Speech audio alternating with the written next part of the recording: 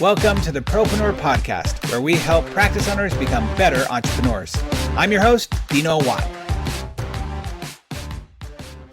And welcome once again, everybody, to the Propreneur Podcast. I'm your host, as always, Dino Watt, and excited to have you listening in and finding those best practices that can help you in your business.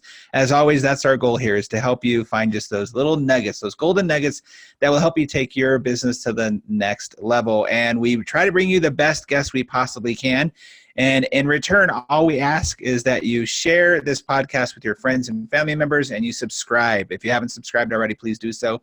If you have already, we just want to thank you so much for being a listener, and hopefully you're getting all the value you want out of the show. So today we brought you a guest all the way up from the northern tundra, the frozen tundra of Canada, Dr. Isaac Tam. And Isaac, we're excited to have you here. Thanks. Thank you so much for being here in the freezing cold winter that is Canada tonight. I had some friends on Facebook in Seattle be like, look at all this snow. And obviously being here in Utah, it's like, oh yeah. But we're excited to have you here. Please give everybody a quick introduction of who you are and why, where you come from. And also, I'd love to hear the story of why you got into the work that you do. All right, thanks. Currently, I practice with my brother Sam and my father Timothy, and we share two practices in Delta, Vancouver. So jumping into how I even got into orthodontics, I was doing a pediatric residency in NYU in New York, and basically I had this really jolly, super friendly orthodontist that I worked with, and I guess because orthodontics was a small component of the residency, I said, this is actually quite a bit of fun, and I'm all about fun, so nice. Decided to pursue that. After I graduate from pediatrics, if I ever got a chance to walk through the door into the orthodontic world, I wouldn't hesitate. I wouldn't look back. So that's how I got involved. But your family is you have a family of doctors and stuff like that. So growing up, was it just something you knew you're going in that direction at least? Great question. So my first job was actually a sterilization at my father's nice. clinic with my brother, which we shortly got fired for because we're just goofing off too much. And I think he was 5, I was 8, and we were trying to be responsible citizens, but we just couldn't cut it. And so that was the first taste. Well, I got to tell you, that's one of my rules when it comes to hiring people. If you're not willing to fire them, you cannot hire them, even if it's a family member. So there you go. Your dad was living by that. That's good. Yeah, true that.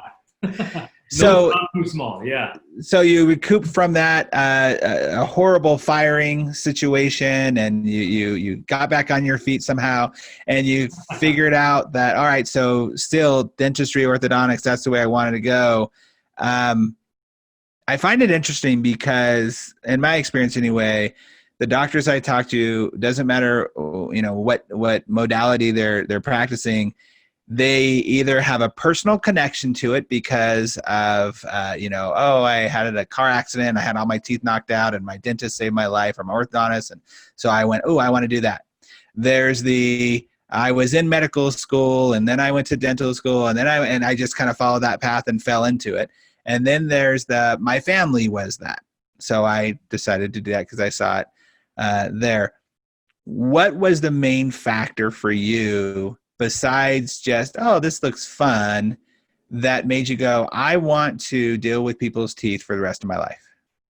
Great question. So back in high school, my dad and mom, so my dad's he's a pediatric dentist, and my mom's a pediatrician. She's a physician. And so they go on missions trips every year, every other year, depending on how well behaved their kids are. And sometimes they leave us at home and go help the underprivileged. And so in high school, they took myself, my brother, and my sister, and they just showed how effective we could be in using like our,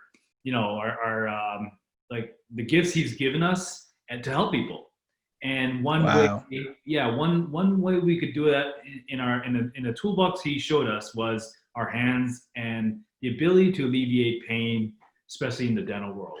And our first trip was in Tijuana, Mexico, and there we were, like watching our father, shuck teeth, through a line of emergency patients, and I said, this is something where it actually touched me, and I said, Yeah, I could wow, tell. like this can change the world, like, or change at least one person's in that moment, and Hmm. this is, now I have purpose and significance in life. Yeah. I want that to align with my career.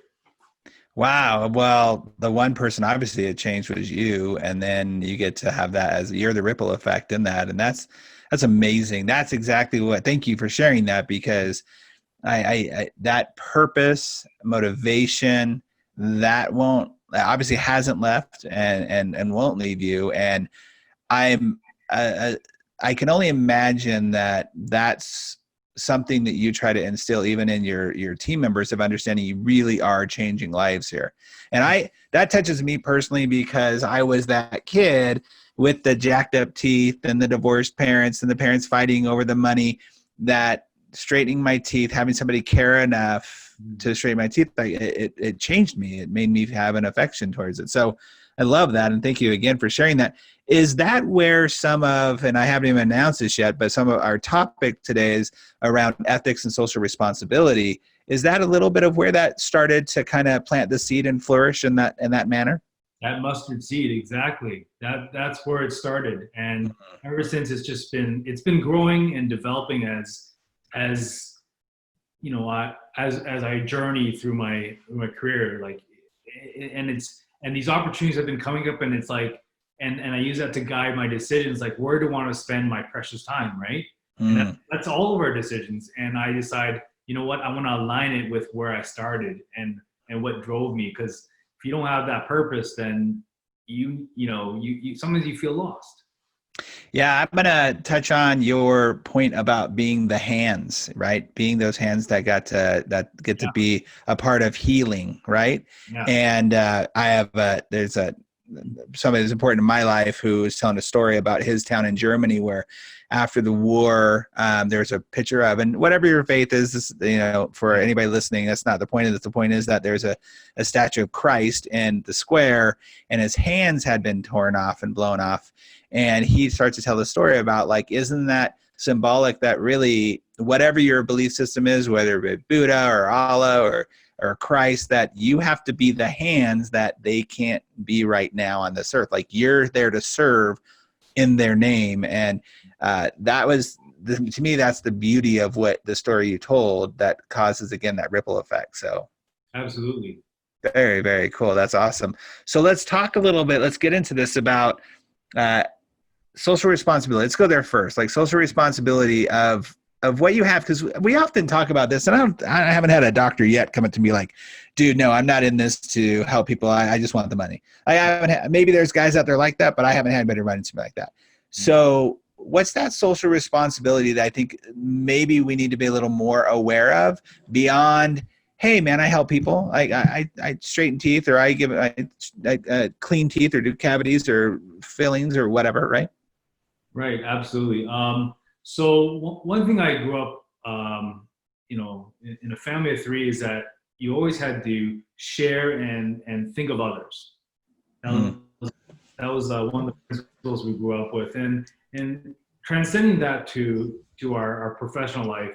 I think connecting with community and and being mindful of those who really could use like a helping hand, or not a handout, a helping hand in terms of giving them the resources or using your gifts to empower someone.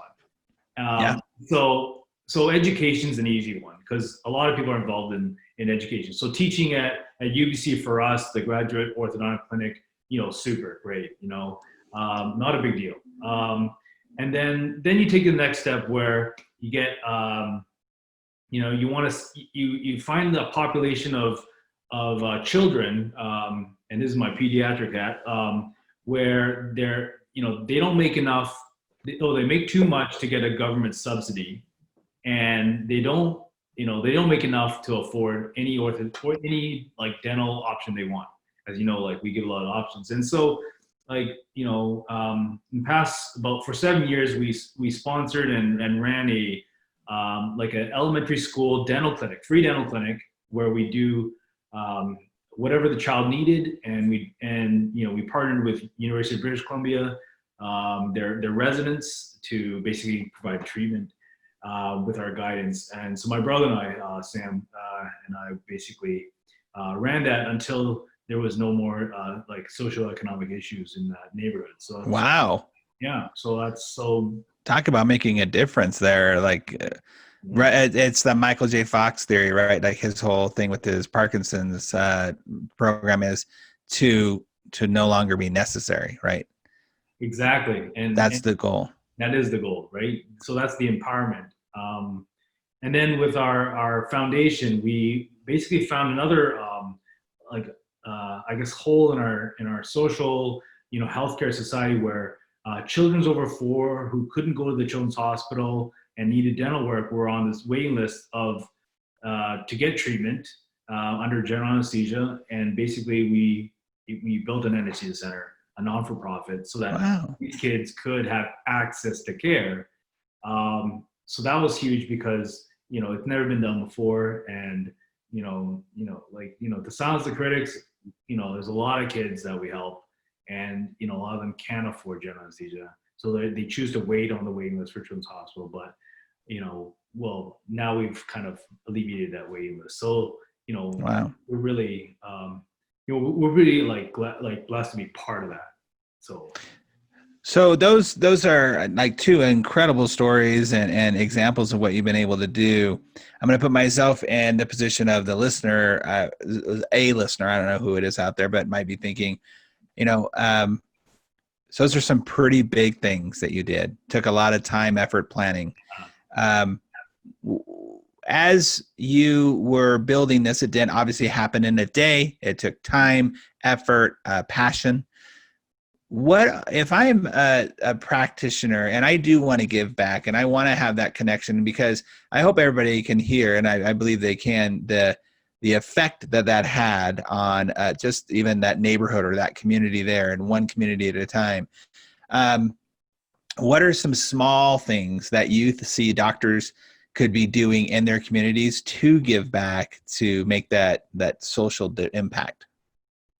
I think the biggest thing is communication. So open the lines of communication, find out what our neighbors are doing, and either align with those values, so that, because together I believe we can accomplish a lot more. Sure. I mean, fortunately, I have my father, my brother, my sister, my mother, we're all in healthcare, so I collaborated with people. It wasn't just me. Okay. And so that's one thing. Pick up that phone. Hey, what are you doing for this community? And another thing is like looking at, like, we care for our community, and you'd be surprised how much you actually know about your community, and you'll know like where we fall short, and every community falls short somewhere. Sure. Every community is different, and it doesn't even have to be necessarily in orthodontics or like dentistry. It could be something else. Like maybe there's like it's pretty cold out. Maybe some people need some blankets, and that's something as simple as that. I think communicating that and just finding out what are the needs is value for discussion, and start there. Yeah, you don't have to do everything; just do something, right? Yeah, exactly. Just do your small part, and if we all do it, like it's the sum of the parts make it like amazing, like almost miraculous. How does that fit in? How does the social responsibility for you anyway, how does it fit into the ethical side of things? So I guess like, at the end of the day, you're practicing, you're making a living, you're putting food on the table, right? And then what? So now after you've kind of met your basic needs, you got to question yourself, like what am I doing? Where's my motivation and who am I? Like what's with my short time on earth, like what do I want to leave behind? And oftentimes a lot of opportunities pass by where you could help someone, but you're busy building, let's say you're building your castle, so to speak. Yeah, yeah. And you're saying, wait a minute, like I feel like personally that we need that balance where let's not wait to retirement before we start, like, let's say, donating to those in need or Sure. time. Like, why don't we do it now? Yeah, And I graduated orthodontics in 2014. That's not too long ago. sure. Did peds in 2007. Okay, but then Yeah, there's a lot of people who are way more experienced than me, and there's a lot of younger people. Starting with my brother, he only finished like this year, and yeah. so Wow. like, let's start now. Let's incorporate this into our life philosophy and make it whole. Like let's. Interesting. How does that, because there's a lot of conversation around your team members and getting buy-in and things like that. Have you noticed a difference with your team members and stuff because you have this passion and this drive that they want to be a part of that type of movement? Absolutely, and it's when your staff get to know what you're trying to accomplish. Yeah. They become more than acquaintances. They become comrades. Yeah. And they buy in. It's kind of funny because we've always been taught, like, pay them well, appreciate them, right? Uh-huh. But we usually don't hear about what they actually think of us, and that's Sure. an important factor. Like why are you guys staying with us? We know you can get paid more. Let's call a spade. Like, you don't have to stay. Yeah. But Yep. if they understand you and they know what you're going to accomplish, that resonates. And I believe that's why you're still with us. Yeah, I agree. I think people, well, not just me thinking it, you look at the studies that show, like, when people ask, well, how do we get these millennials to take things seriously? And, where can we, the number one thing that millennials look for is the cause. Like, what's the cause behind it? And if they feel like they're part of that mission and part of that drive, then they're going to get on board, which brings me back to something you were saying just a moment ago of, like, building that castle. If that's all you're focused on, building the castle of finances or the biggest, baddest practice in the area, but you don't have a vision to take them to let people get on board with. I often use the example of Moses, right? Like, going back to Bible stuff again too, but here's a dude that took all the Israelites out of, enslavement, but what was his promise? His promise was the promised land. Hey, when are we getting there? I don't know. No, like, he didn't say it's going to take us 40 years to get there. He just said, let's go to the promised land, people. And I make the joke often about, like, you would think 20 years in, the people are like, does this guy know where he's going? Like, seriously, what's up? But he got people to follow him because he had this promised land idea, this vision of where he was taking you. And I truly believe that if you let people see your vision and what the legacy is that you're trying to leave behind, as you mentioned earlier, people will not only get on board, you're going to have more dedication. You're going to have people who are willing to do a little bit more for you because they believe in it. It's part of their, and you see how it's affecting their lives. They see what your change you're making in their community. Mm-hmm. So important. I think it's so powerful. Absolutely. I love that. Give us an example of something that you've seen besides the couple that you gave us, but that is related to the team members, like the team members getting involved. And, you see that change in people sometimes. I spent 2 years doing service work in Japan, and, like, you see that change. Give us an example if there are any of changes that you've seen or just great stories of something that's happened. For starters, your staff member watches you with, like, a microscope. Like, they watch your every motion. They know that, like, starting as simple things as place. So if you see some garbage on the floor, do you pick it up, or do you wait for your staff to pick it up? And they're gonna watch you. And then that's leadership. And that, if you're, if you're preaching like, let's help the poor, let's help,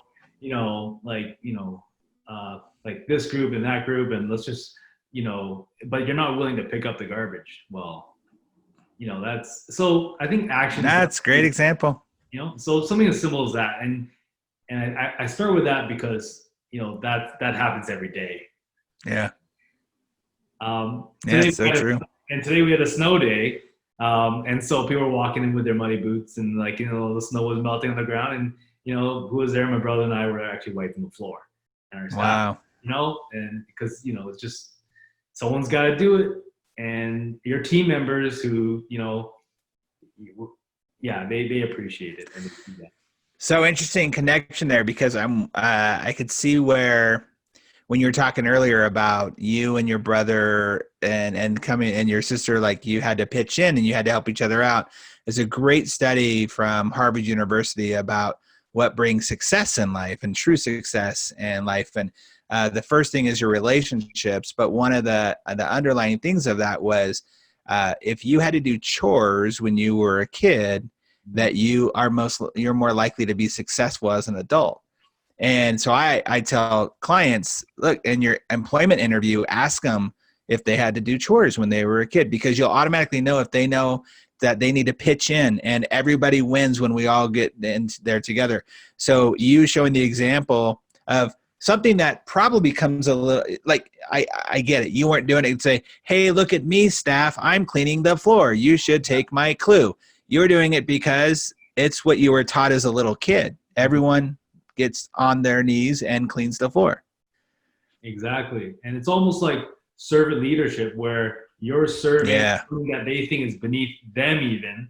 Yep. Like, wait, you're not supposed to be doing that. You're the doctor. Yep. No, it doesn't, let's change this around, and it's just because we need to get it done as a team. So interesting. I would even put inside that whole idea, the social responsibility you mentioned, your team members watch you. And I truly believe that when you are bold enough to put your, hang your shingle over the door and start a business, and then have people come join you in that business as your team members, that you have some responsibilities. I write about this in my book about how, they need to see an example of not just a great leader, not just a great businessman, but a great man or woman outside, a great spouse, a great parent. They need to see those because, sadly enough, there's enough bad examples out there, and people who come from bad examples, that you have to step into that responsibility. Leadership isn't leadership from 9 to 5. Yeah. Leadership is 24/7, how you show up. Matter of fact, I should write a book called Leadership Isn't Leadership from 9 to 5. There you go. I just had a new book idea. Copywritten in January. What?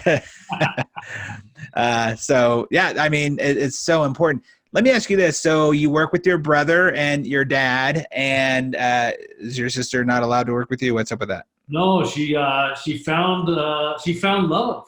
Oh. An old buddy of mine from New York, where he did me actually a favor, where I was called into the hospital, and I was like, hey bud, like I need someone who has time to take my sister around town in New York City. And it's, nice. He's the only one who, I guess his job was flexible in say it in the nicest way.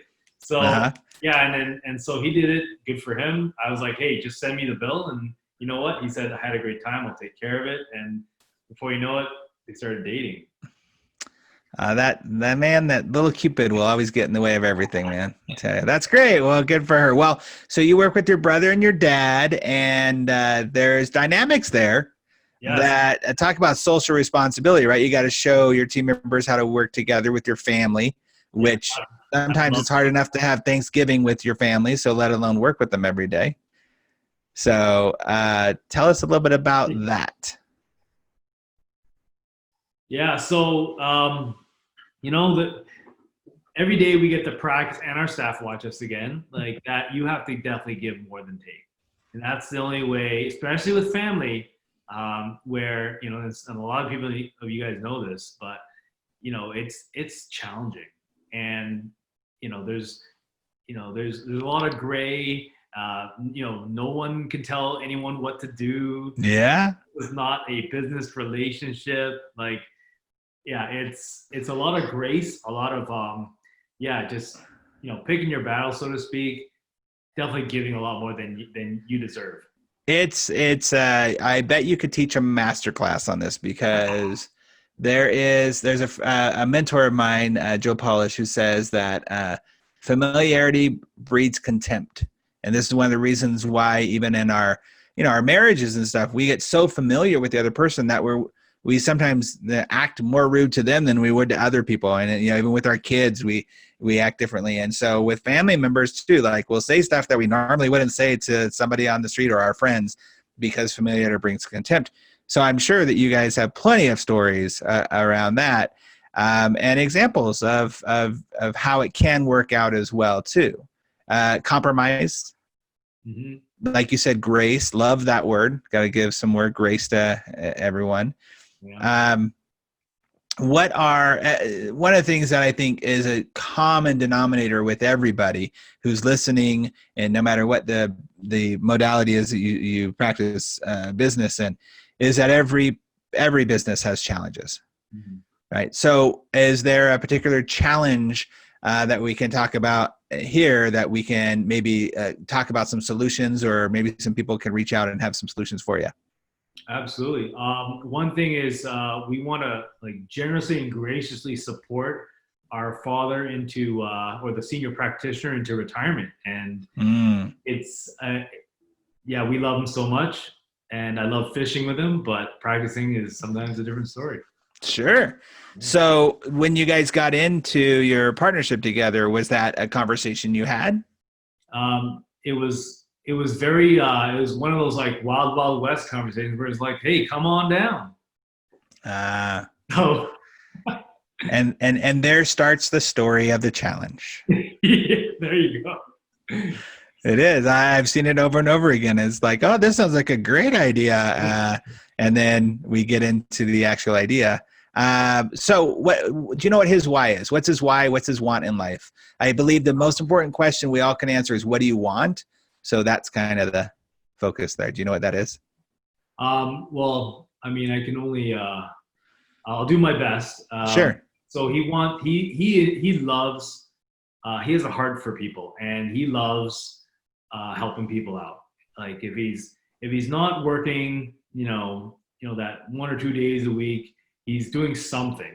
Whether at home with mom or at church, cooking for the whole congregation. Like he's doing something. So he's been taught and programmed, and it's that generation where they always want to be productive, always. Yeah. And all his friends are like that too. And one thing is, we want him to feel significant. We want him to be loved, and we want him to share his passion. You never want to close that pipeline, because then you run into other issues like mental health issues. And sure. Yep. As like his son, I don't want to be the cause of any of that. So have you guys thought about ways of transferring the enthusiasm for significance and what he does just to a different modality that would make him want to move more towards that than to the becoming in the office? And I think another part of that question is understanding if he is using the time to come into the office to fill up that lack of significance, or because he's just so passionate still about straightening teeth and being involved there. You know what? I think on one hand, he doesn't want to be home, so he wants to hang out with the boys. Sure. We're he loves us. We know that. So that's one thing. Is even when he's not booked any patients, he's there 5 days a week. So he's hanging out. And that's cool, but it's also it sometimes it can be interesting. It can be an interesting day. It can be an interesting day.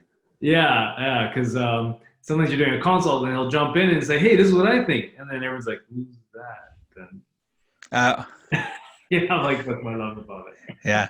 it. So, one of the things that we want to always look at when it comes to something like that about helping somebody, choose something that's good for everybody, not just good for one party, is we got to find out what the true want is and then Mm. see how we can create around that want another way of delivering that.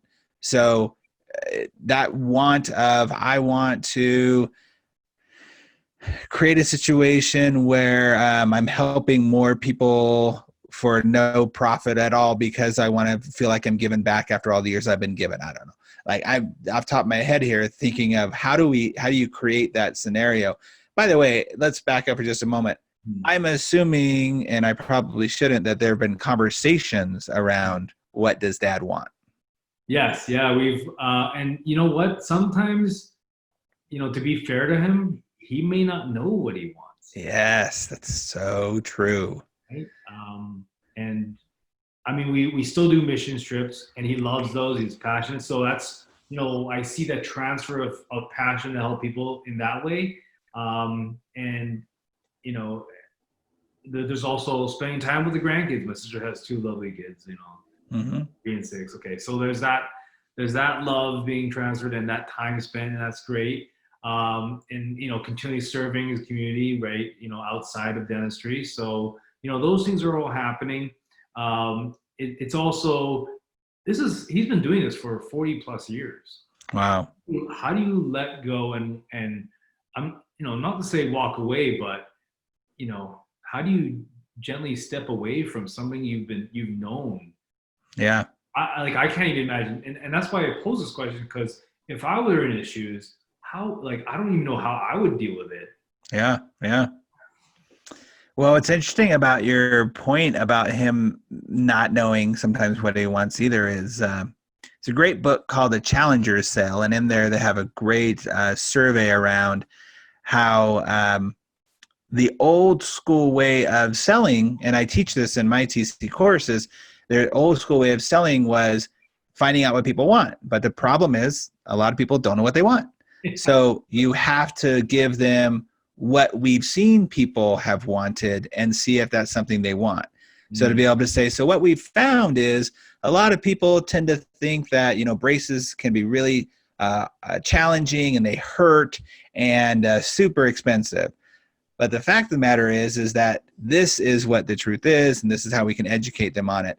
People actually want to be taught what they want, and if it connects with them, then they'll go towards it. And I've had plenty of situations like that in my life too. And that's a very short summary of a very long book, but that's kind of the idea around it. So sometimes we have to let people know what the actual options are Mm. and why they might want that so they can choose to want it. Amazing. I just wrote notes down. That's awesome. Good. Thank you. We're not going to be able to solve how to get data out of the practice today, but I might have some ideas offline that we can talk about too. Well, I love your passion around the social aspect of it and recognizing. I've realized I've used this word now. This is the third time. The ripple effect, right? Of how that's causing a shift in other people, starting with yourself, obviously, starting with then going to the people that are around you, your team, seeing that, then going to the people that it's actually directly affecting, and seeing how that's a causation in the world. As I mentioned earlier, I think people choose their path in life because either they were affected by it, they saw it, or they fell into it, right? It became something that was interesting to them.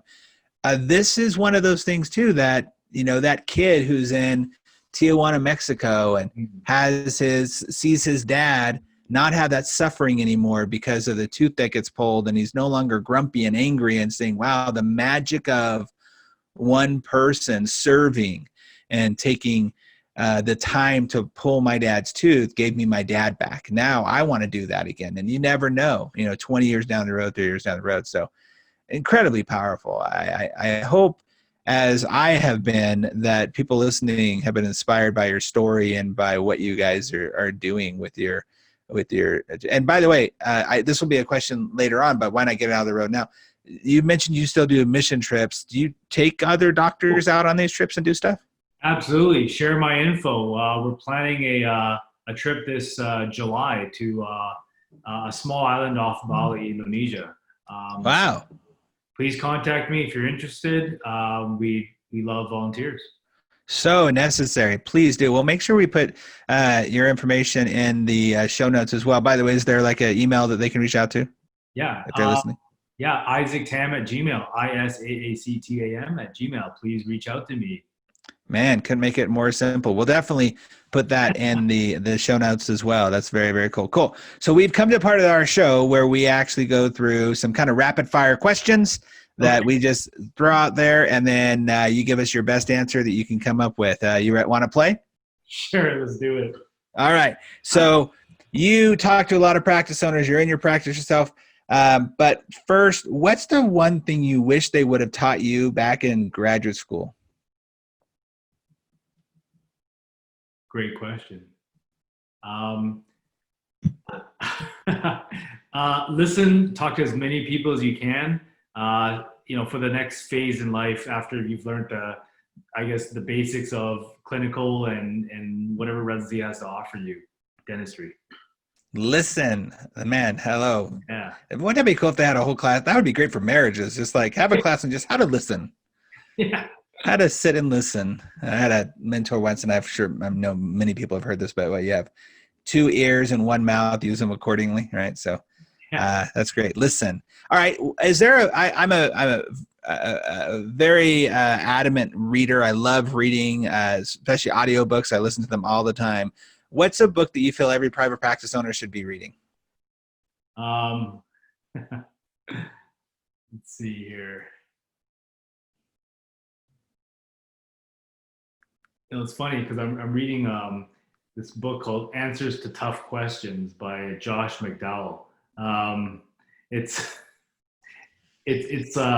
everything that challenges like it's a book about why do you believe the things you do, and it picks you apart, and any hole or any void that you are not sure, it makes you like critique yourself.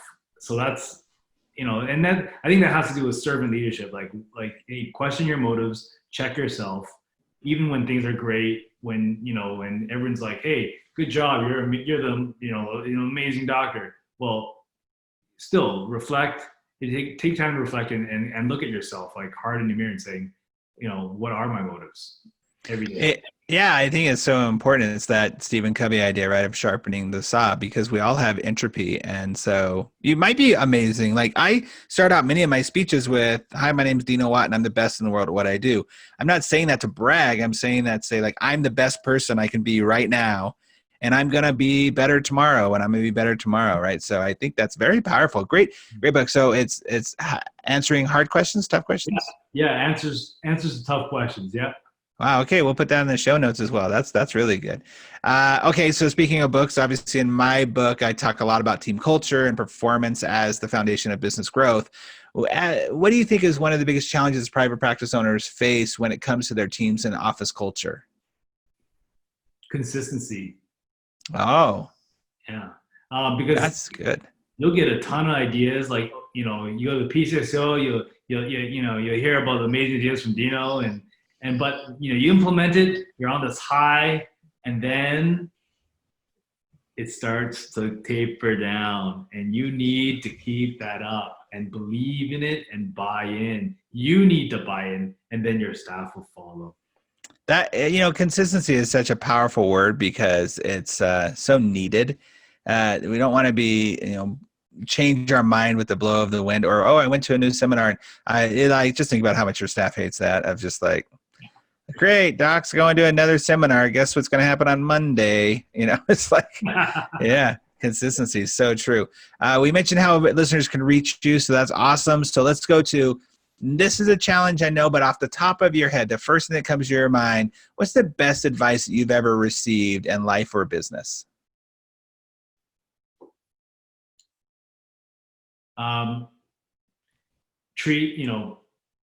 Practice with integrity. Practice with integrity. So simple, but so needed. So needed.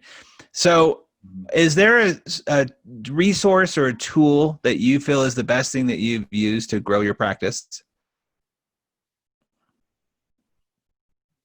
You know what? I'd have to credit. There's not one thing. There's actually many things, and it goes from all the way from Peter Greco on communication. So communicating with all the GPs, all the doctors. If there's an issue, like pick up that phone. I think we practice in silos, and we're too isolated from our colleagues, and we're too wrapped up in competition that like let's be a little more collegial. And I think that's one thing we can all work on, and then all the way to all the tips they offer in the AO and the PCSO, all those meetings, and the CAO. Like you'll hear, there's so many smart people there. Oh my gosh, like and I credit sure. them, and I take little pieces of pearls from them, and yeah, I just say educate yourself, go out there. They're not going to spoon feed you. Search for answers, listen, ask questions. Get off the couch. Yeah, love it. Love it. So true. Well, guys, I mean, thank you so much for the time that you've spent with us today, because I know if I was listening in my car and I was pulled up to my office or my house 10 minutes ago, I'd want to sit here and listen to the rest of these answers, because you really, really gave a lot. And I really appreciate just your passion around just giving back and making sure that that is the focus, and knowing that that's where true happiness comes from. Yeah. Like you said, you could build the castle as high as you want, but if it's empty inside, who cares? And it's really about what you do with that time and that money and the efforts. And I really appreciate it. Matter of fact, more important than the money is definitely the time. So thank you so much for being a part of the show and sharing with us today. I really appreciate it. Thank you so much. Well, everybody that was listening, I hope you got as much as I did out of our time here together with Dr. Tam and his wisdom. Please remember to share the podcast with a friend or a colleague and give them some opportunities to get some of these best practices. These are your experts, your colleagues that are giving you this amazing wisdom. So share it and share the love with other people. And remember, here on the Propreneur Podcast, our goal is always to help you be more proactive in your business, more productive in your life, and always make more profit. Thank you again, and we'll see you on the next episode of the Propreneur Podcast. Thanks so much again for listening to the Propreneur Podcast. We really appreciate your support. If you haven't subscribed already, please make sure you do so. Also, if you feel like you might be a good fit for our podcast as a guest, or know somebody who you think would be, go ahead and email us at dino@dinowatt.com. Again, thanks for support. We'll see you on the next episode.